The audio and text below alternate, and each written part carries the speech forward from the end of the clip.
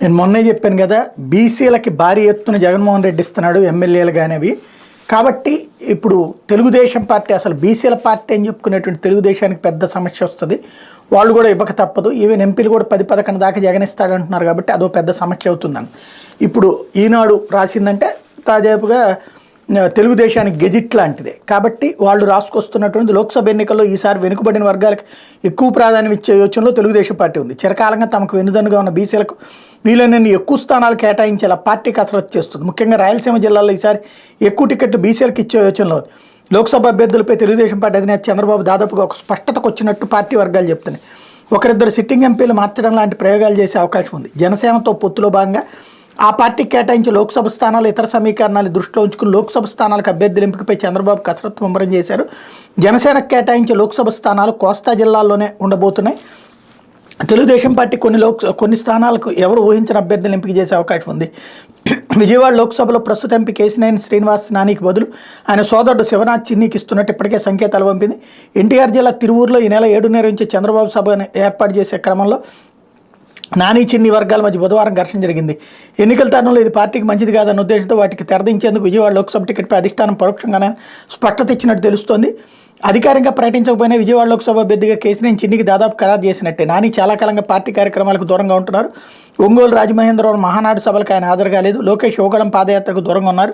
చిన్ని కొన్నాళ్ళుగా పార్టీలో క్రియాశీలంగా వ్యవహరిస్తున్నారు. జిల్లాలో యోగళం పాదయాత్ర సహా పార్టీ కార్యక్రమాలని విజయవంతం చేయడంలో చురుగ్గా పనిచేస్తున్నారంటూ ఇవన్నీ మళ్ళీ ఇటు రాసుకెళ్ళిపోయింది. అసలు విషయం నుంచి పక్కకెళ్ళిపోయి రాయలసీమ జిల్లాలో ఎప్పుడూ బీసీలకు ప్రాధాన్యం ఇచ్చే తెలుగుదేశం పార్టీ గత ఎన్నికల్లో కొంత ప్రయోగం చేస్తే మొత్తం 8 స్థానాలకు గాను 2 ఎస్సీ రిజర్వ్డ్ స్థానాలు పోగా బీసీలకు 1 సీటే కేటాయించింది.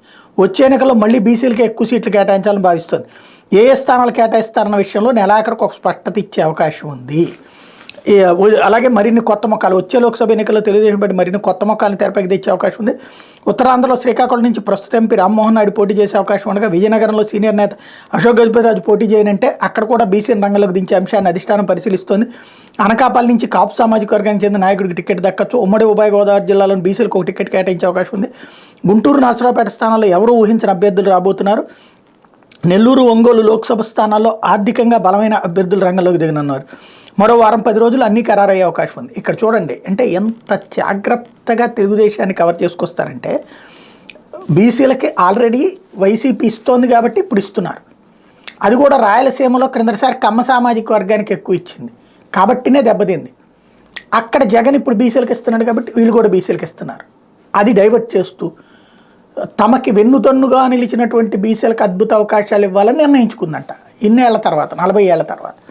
ఇంకో పాయింట్ ఇక్కడ చూడండి, గుంటూరు నరసరావుపేటలకి ఎవరు ఊహించని అభ్యర్థులు. ఎందుకంటే 2 చోట్ల అభ్యర్థులు లేరు. క్రిందటిసారి రాయపాటి సాంబశివరావు నరసరావుపేట నుంచి పోటీ చేస్తే గుంటూరు దగ్గర నుంచి గల్లా జయదేవ్ గెలిచారు. గల్లా జయదేవ్ ఇప్పుడు పార్టీ తరఫున పోటీ చేయని అంటున్నాడు. అటు పక్కన ఆయనకి రాయపాటికి పోటీ చేయని అంటున్నాడు. కాబట్టి వేరే వాళ్ళని పెడతారు. కానీ దీన్ని ఎలా కవర్ చేసుకొచ్చారు? అనూహ్యమైనటువంటి అభ్యర్థులు. చంద్రబాబు చేసుకుంటే అనూహ్యం, అవతలోడు చేసుకుంటే అసహ్యం. వార్తలు రాసేటటువంటి శైలి ఇలా ఉంటుంది.